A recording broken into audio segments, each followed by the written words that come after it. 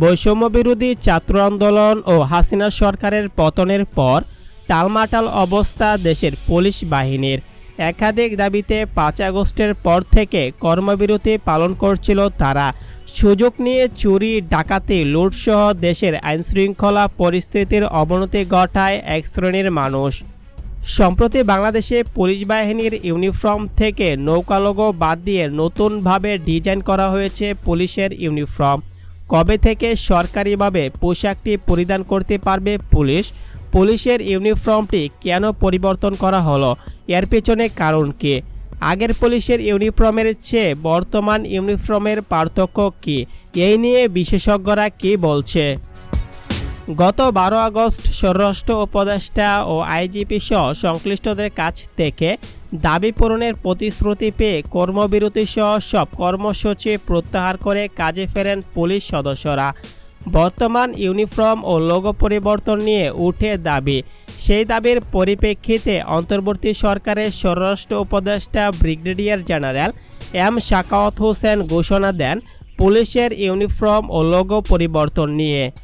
এরই মধ্যে বাংলাদেশ পুলিশের ইউনিফর্ম ও লোগো পরিবর্তনের বিষয়ে 10 সদস্যের একটি কমিটি গঠন করে পুলিশ সদর দপ্তর। কমিটিকে 7 কর্মদিবসের মধ্যে প্রতিবেদন দিতে বলা হয়েছে।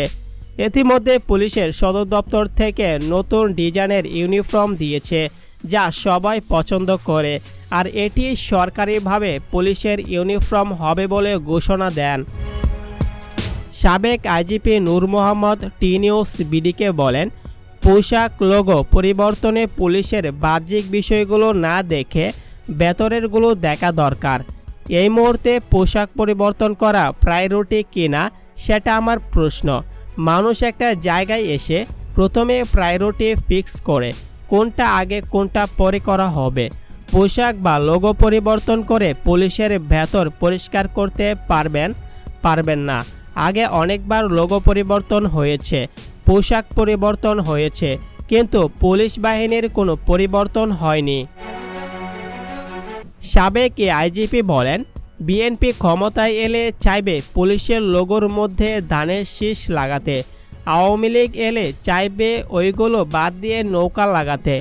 বর্তমানে অন্তর্বর্তী সরকার বড় কোনো সিদ্ধান্ত নিলেও পরবর্তী সময়ে খুব বেশি কার্যকর হবে তা বলতে পারি না।